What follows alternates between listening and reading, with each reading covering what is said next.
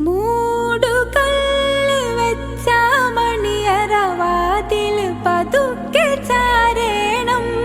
മീസാൻ കല്ലിനാൽ വാതിൽ പൂട്ടി നിങ്ങൾ മടങ്ങേണം. മുത്തമിടാനായി ചുമരുകളെന്നെ കെട്ടി പുണരേണം. വാരിയെല്ലുകൾ പൊടിയണ ശബ്ദം മണ്ണിലമരേണം.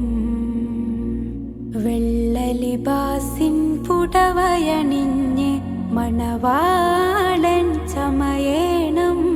വെള്ളം ചേർത്തതിൽ കർപ്പൂരത്തിൻ അത്തറ് പൂശിത്തന്നിടണം.